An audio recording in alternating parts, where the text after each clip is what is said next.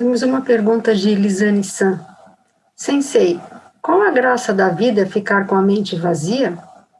Só com a mente vazia de pensamentos você poderia ver verdadeiramente a vida. Primeiro tem que experimentar para poder responder essa pergunta.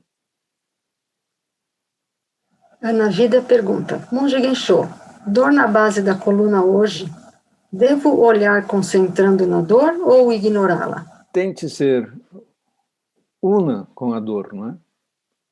Se tem uma dor, fique com ela completamente. Seja um com a dor. Essa é a instrução básica. Uma pergunta de Cristiane San. Bom dia, Sensei.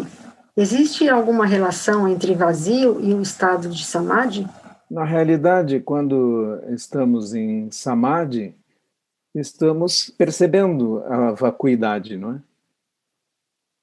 Porque enquanto estamos com a nossa mente turbulenta e presa em pensamentos, não podemos ver nenhum resplendor.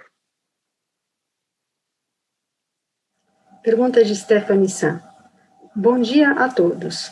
Sensei, no livro O Caminho Zen, o senhor diz que somos redemoinhos de movimentos no oceano da vacuidade. O senhor poderia falar um pouco sobre redemoinho? Gachou. O redemoinho é uma analogia, não é? Uma analogia para dizermos que este movimento levanta poeira e aparece, né? Então vemos um redemoinho. Mas dentro do redemoinho há um eixo que nós podemos olhar em que não tem nada. Esse eixo só aparece porque há um redemoinho em volta. Esse eixo é uma boa analogia para a nossa identidade. Ela aparece por causa do movimento, mas na verdade o que verdadeiramente existe é só a atmosfera, não? E a atmosfera, nesse caso aqui, é a representação na analogia da vacuidade, na qual tudo se manifesta. Então podemos ver quanto o eu é aparente e ilusório e que surge apenas por causa do movimento.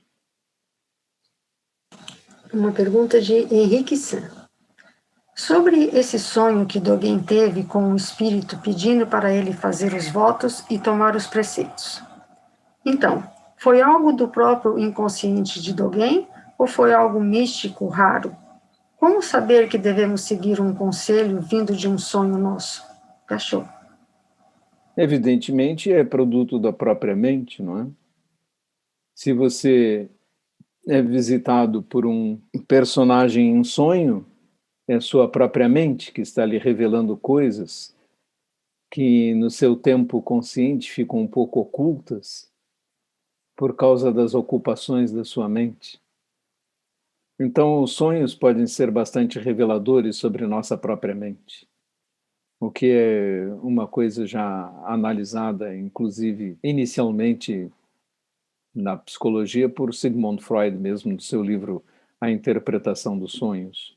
E Jung foi também um estudioso desses aspectos e das interpretações desses símbolos que podemos ver em nossa mente. Uma vez eu estava num zazen muito longo, muito cansado, e quando fechava os olhos, imediatamente, se fechasse os olhos, surgiam imagens, né?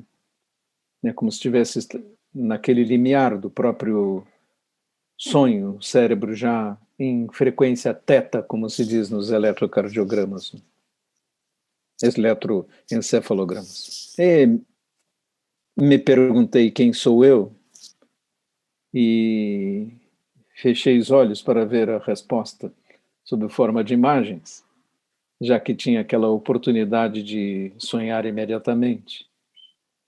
E vi um casaco vazio que caía lentamente entre os braços de uma árvore. Depois de relatar esse fato, uma aluna, estudante de psicologia, me referiu que no livro O Homem e seus Símbolos, de Carl Jung, tem exatamente uma passagem a respeito desse tipo de imagem, um casaco vazio, que representa a vacuidade de um eu, porque não tem cabeça nem corpo, mas tem aquela forma ainda.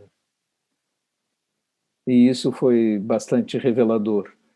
Isso pode ilustrar um pouco como os sonhos podem ser reveladores para as nossas compreensões. Uma pergunta de Roosevelt. Cada ser-tempo vive seu ser-tempo e o tempo próprio é uma experiência única e distinta do ser-tempo de outros, conforme página do 10.100, de 29 de 12 de 2018. E 8. Como encontrar o nosso tempo próprio, nosso kairos?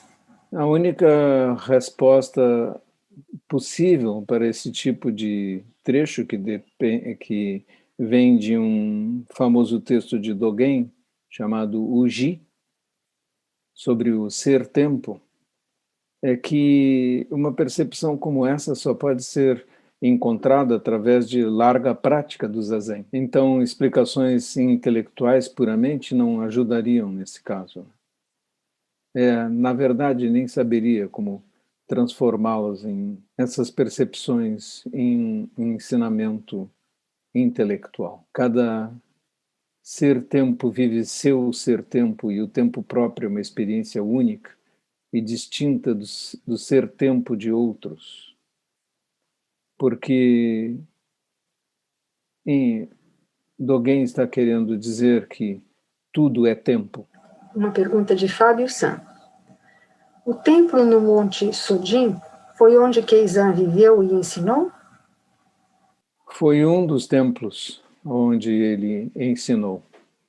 Ele viajava entre vários, mas lá em Soji Soin havia uma casa que ele usava. Uma pergunta de Débora San. Como o senhor citou Jung, a teoria dele sobre o inconsciente coletivo pode ter alguma relação com a interdependência? Acredito que possamos achar relações com a interdependência. Sobre essa questão da interdependência, eu escrevi um livro ainda de administração, que está esgotado, chama-se O Princípio dos Interesses Coincidentes para a Administração, o uso da interconexão para a administração de empresas. E o inconsciente coletivo de Jung é uma interpretação de um dos aspectos da unicidade de todos os seres, da interconexão e interdependência deles. Se alguém, por acaso, tiver interesse nesse livro de administração, me escreva em privado.